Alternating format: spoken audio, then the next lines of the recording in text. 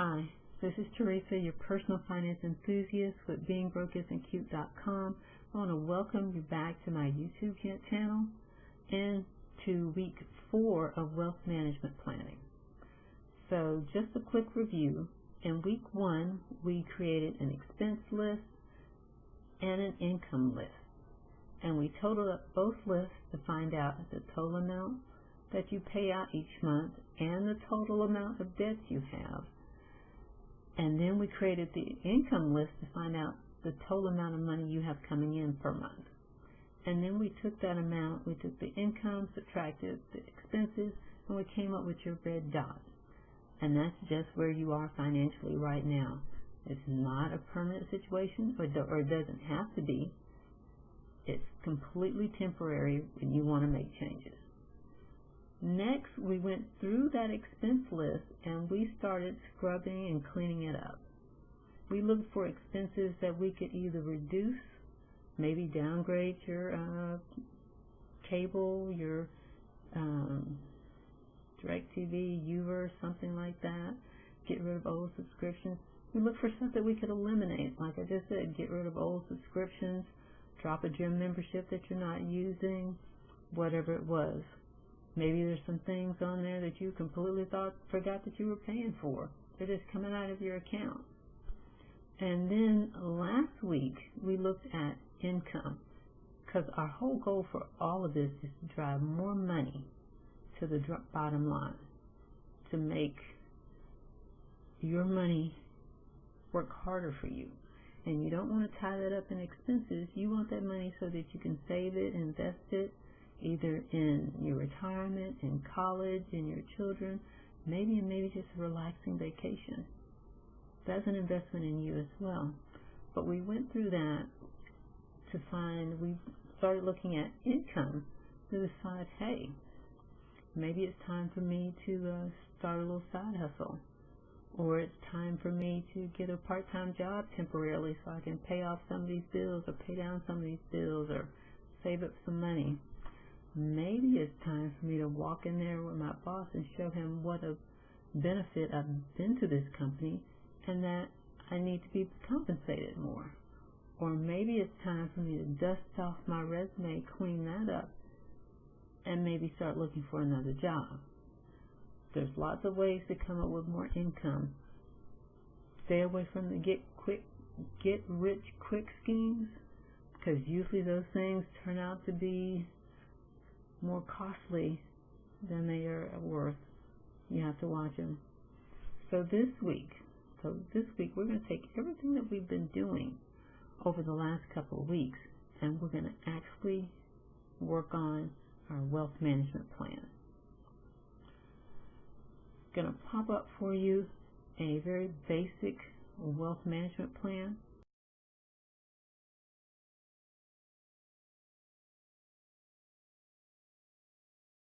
It's a great way to map out your financial month so that you know what's due, when, where, how. So I'm going to go through each column with you. Alright, the first column is where you will list the name of your expense or your income. Generally, I start with expenses because those not expenses. I start with income because those are positive. List all of the income, the total amount that's due that's coming in that month. That's the total column, the second column. And then I'll list all the expenses. I list them as negative. Put the total amount of those in the total column as well. Do some quick math. You get your red dot again. Okay? That's your monthly red dot. Now you'll see these other columns to the right. We have a due column, which is where you just put where the date it's due. Is it due on the 1st? Is it due on the 2nd? You can do it like that, or you can also do it as is it due week 1? Is it due week 2? Is it due week 3? You can do it whichever way you want to. If you don't want to really go into dates and all that kind of stuff, that's fine. You just put what week you're going to pay it on or which week it's due in. Now the next 4 columns, W1, W2, W3, W4, Those are all the week columns. And what you're basically going to do is input the dollars as far as income, what weeks you get paid, what weeks you got income coming in. So that when you look across there, you see all the weeks that you've got money coming in and how much money you've got coming in. And you'll do the exact same thing with your expenses. Again, they're going to be negative. If your mortgage is due the first week, you're going to have your mortgage in week 1 column. If your car payment is due week 3, you're going to have your car payment in week 3 column. Something like groceries that you might do weekly, you're going to have that total amount, but then you're going to take that amount and you're going to divide it by, let's say you get paid weekly, or you buy groceries weekly, you're going to take that amount and you're going to divide it by 4. So let's say you pay $300 in groceries in the month.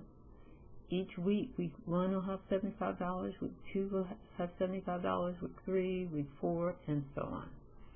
It's a very, very, very simple spreadsheet.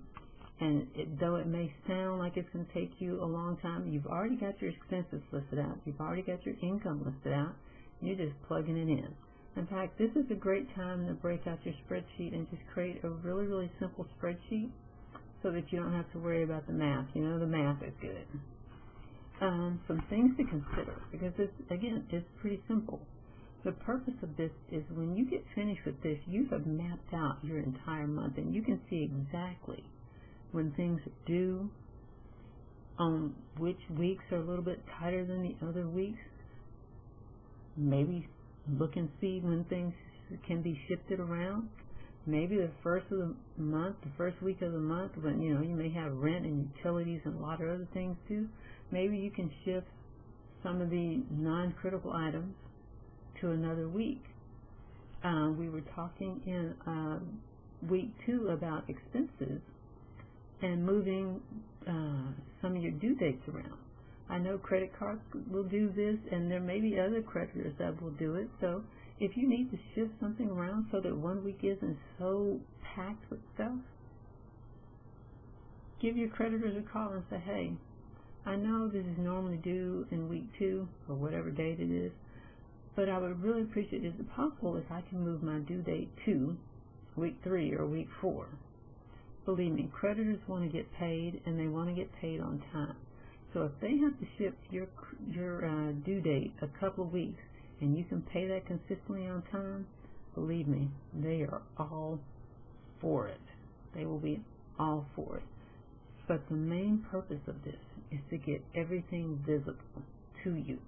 So now that you see, you can make those kind of decisions. Do I need to shift something around? Where do I need more income?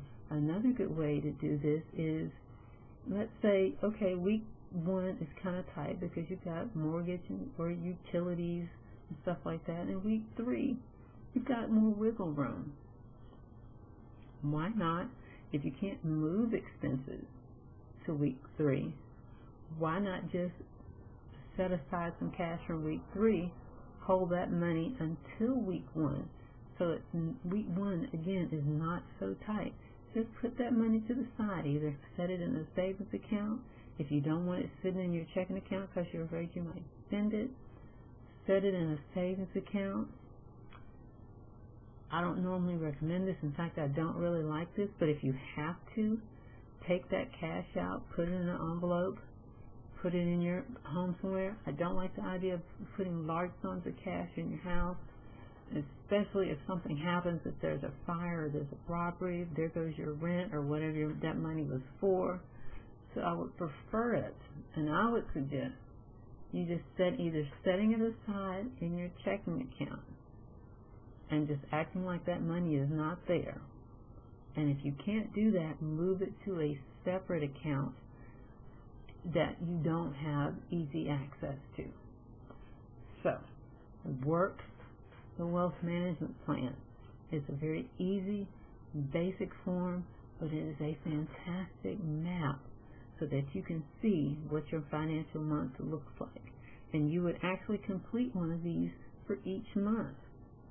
You complete it each month, and most people's expenses, they stay pretty the same. So that's okay. That's okay. It gives you, again, It gives you an overview. Sometimes, especially I know here in Texas, in the summer, your electric bill goes up. But you've got to be able to see that. You can see that, hey, I got to put some more money aside. Also, that's something else that's just completely slipped my mind. Okay, it'll come back to me. Anyway, check me out. Oh, crap, wrong side. And I got it right last week. Okay, check me out. Remember to like, share, subscribe, and then check me out at all my other locations. Tweet me, Facebook. Check out my website, beingbrokeisn'tcute.com. And cuties, I want you to remember, being broke isn't cute, never has been, never will be. Thank you so much for visiting my channel and watching the video. Work the wealth management plan. Work the map. Do it. And you know what? See me right back here next Thursday for more information. All right. Have a good one. Be blessed.